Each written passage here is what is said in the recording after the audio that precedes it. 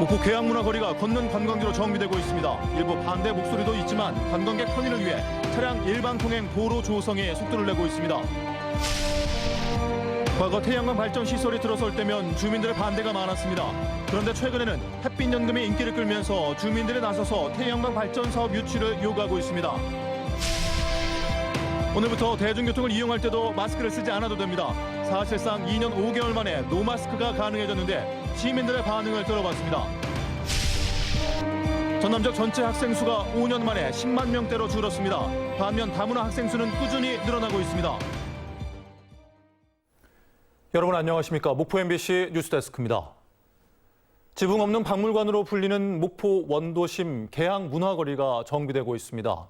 상인들 반대 목소리도 있었지만 관광객 편의에 방점을 찍고 차량 일방 통행 도로 조성을 마무리하고 있습니다. 양현승 기자입니다. 목포시 만호동 일대 1897 계양문화거리. 양방향 차량 통행이 이루어지던 도로의 차선을 지우고 한 개 일방 통행 차로만 남겨놨습니다. 앞서 인근 2개 노선 800m 구간을 일방 통행으로 바꾼 데 이어 마지막 남은 750m 구간에서 공사를 진행 중입니다. 일방 통행은 지금은 좀 불편해도 적응되면 저는 괜찮을 것 같아요.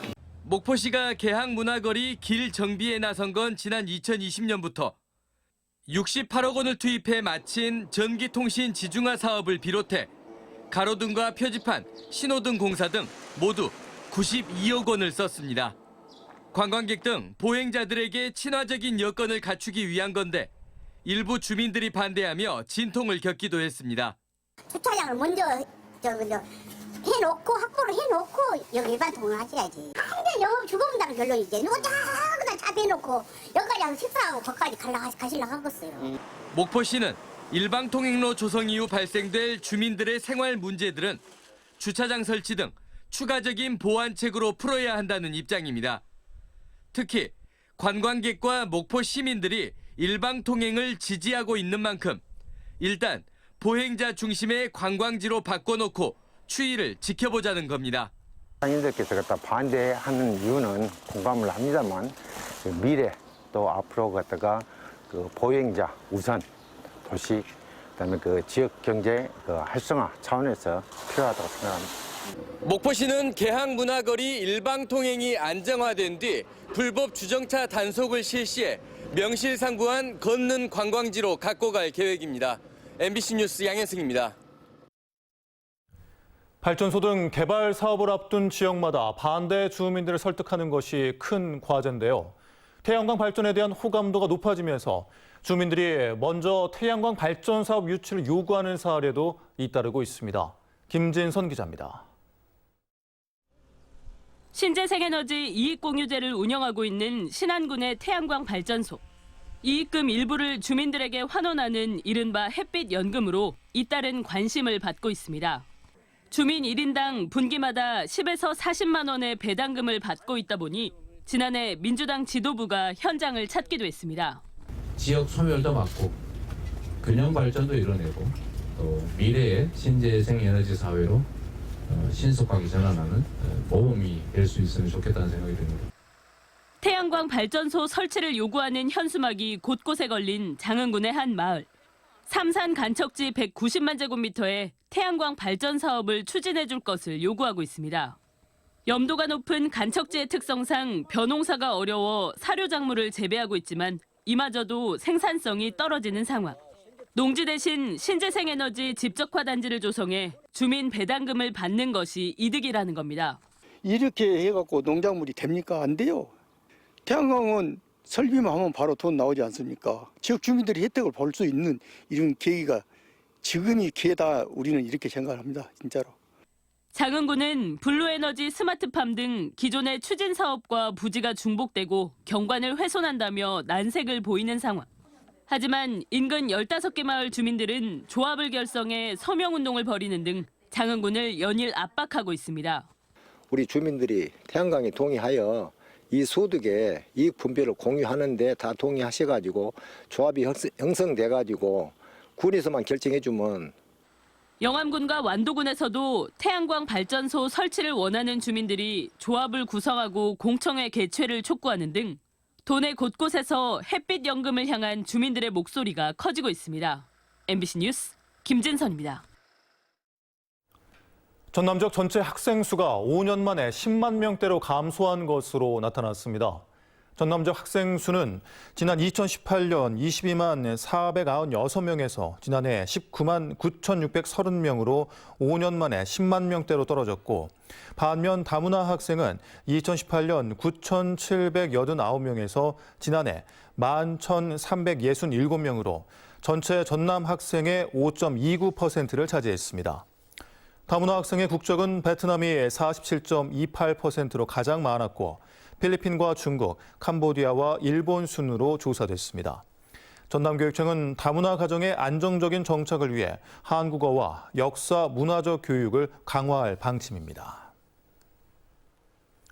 해빙기의 집안 약화에 따른 안전사고 예방을 위해 도내 대형 건축공사 현장을 비롯한 도 발주 건설 현장의 안전점검이 강화됩니다. 전라남도는 해빙기의 집안이 약화되면서 안전사고 발생이 우려되는 만큼 공사장 주변 침하와 균열 여부, 지하 굴착 공사장의 붕괴 위험 요소와 안전관리 대책 수립 여부 등을 집중 점검할 예정입니다.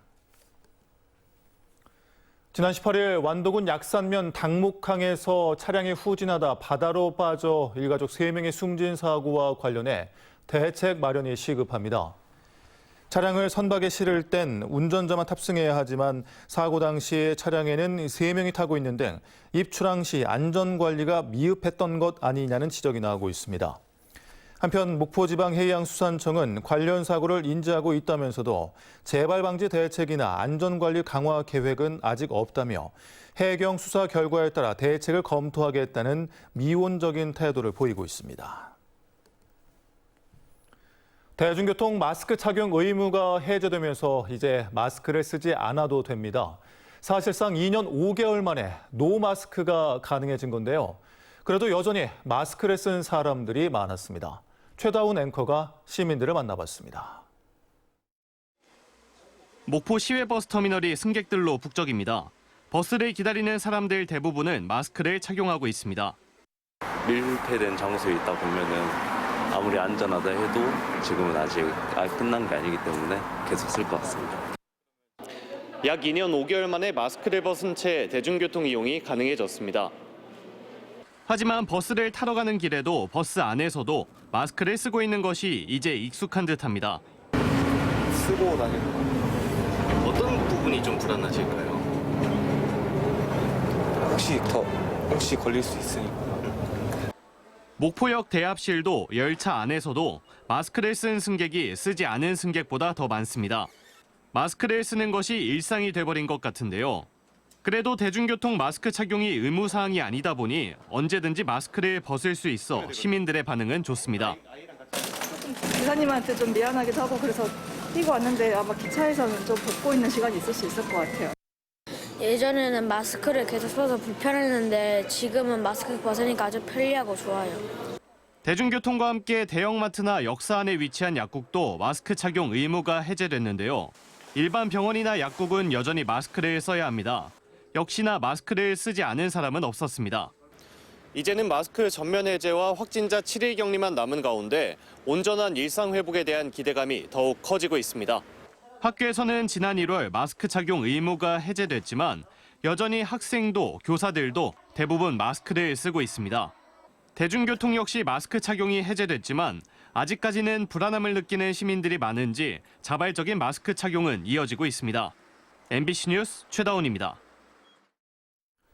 무분별한 낚시로 섬 생태계가 파괴되자 재작년부터 거문도 서도 지역을 포함한 남해안 일부 섬 지역에 한해 국내에서 처음으로 갯바위 생태 휴식제가 시행됐습니다.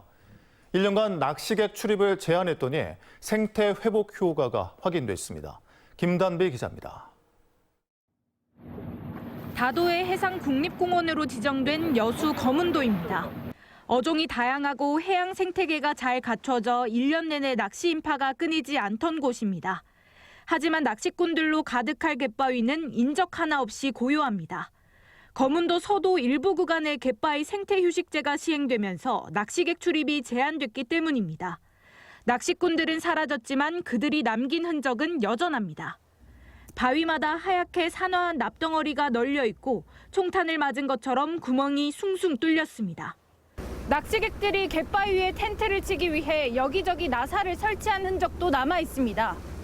낚싯대 등을 고정하기 위해 납땜한 자국으로 해양 생태계에 악영향을 줄 수 있는 중금속입니다. 지난 1년간 수거된 폐납만 272kg, 해양 쓰레기는 800kg이 넘습니다. 굉장히 안 좋았어요. 거북선이나 뭐 따로 간다든지 한번 내리 있으면 주워갖고 오기도 하고 그래요. 국립공원공단은 생태휴식제를 거문도 전역으로 확대하기로 했습니다. 2021년 9월부터 1년간 생태휴식제를 시행했더니 갯바위 오염도가 37% 줄고 해양생물 서식 밀도는 58% 증가하는 생태계 회복 효과가 확인됐습니다. 휴식 구간은 출입 통제를 통해 자연 회복을 유도하고 체험 구간은 유어장 등 건전한 해양 레저 활동을 주민이 자율적으로 생태휴식제가 시행되는 갯바위를 출입하면 최대 50만 원의 과태료가 부과됩니다. MBC 뉴스 김담입니다.